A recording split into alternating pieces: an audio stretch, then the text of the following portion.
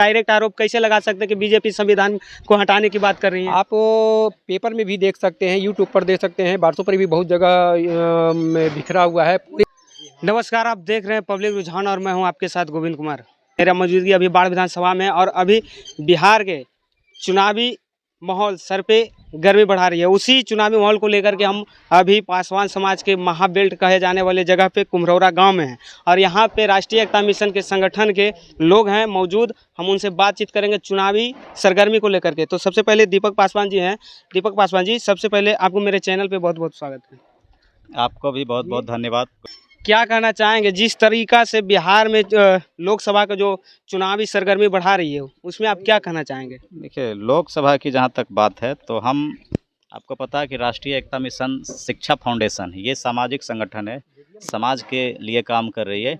और जिस प्रकार से हम लोग साल भर बाबा साहब के मिशन को लेकर काम करते हैं, है ना, तो उस मिशन के तहत जहाँ जहाँ हमारे पदाधिकारी हैं, हमारे लोग हैं, तो हम उस गांव जा रहे हैं डोर टू डोर। आपको पता है कि राष्ट्रीय एकता मिशन शिक्षा फाउंडेशन में हर एक समाज के लोग जुड़े हों, चाहे वो रविदास हों, चाहे वो मतलब चंद्रवंशी हों। वो लोग अपने अपने टीम को बना दिए, अपने अपने जगह पे वो घूम रहे हैं। हम लोग सिर्फ पासवान समाज में घूम रहे हैं।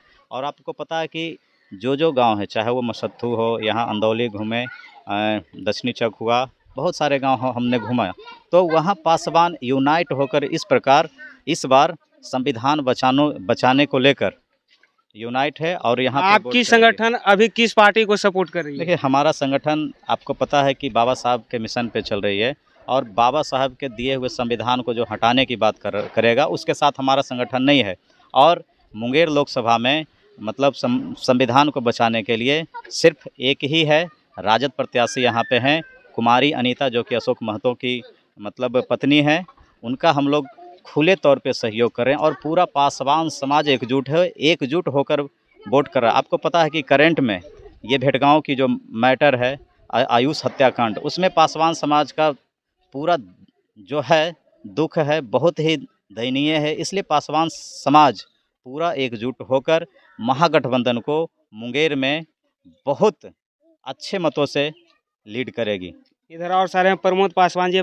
प्रमोद जी, आपको क्या लगता है कि मुंगेर लोकसभा से आपकी संविधान बच जाएगी?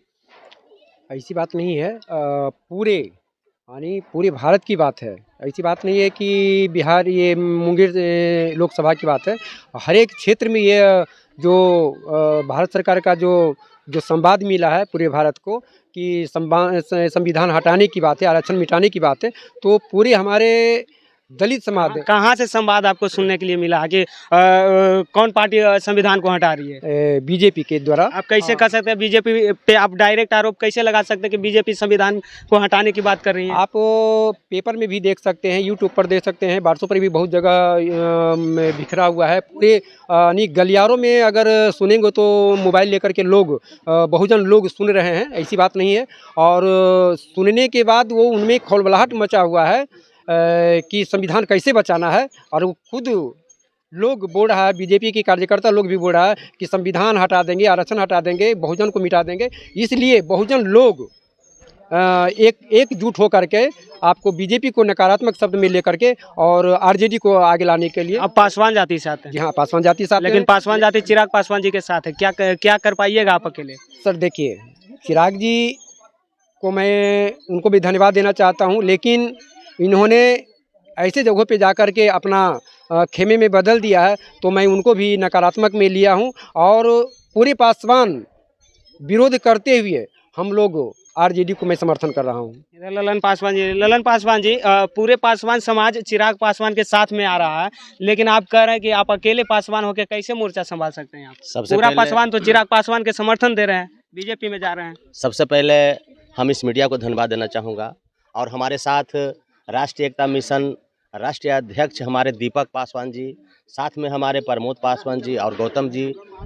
और मैं तो शब्द से क्या कहूँ, कहने का मतलब ये हुआ कि आज 3 तारीख से हम जो पूरे अपना पासवान समाज में घूम रहे हैं और हम अपने संविधान बचाने के लिए कि हमारा संविधान कौन बचाएगा, कैसे बचेगा, हमारे दलितों के लिए कौन बात करता है। संविधान का खतरा है कहाँ पे? संविधान के खतरा बहुत है। कहाँ पे है संविधान के खतरा, आप बता सकते हैं? आज हमारे बहन सुरक्षित नहीं है, हमारे दलित समाज सुरक्षित नहीं है, दिन दहाड़े हत्या हो रहा है।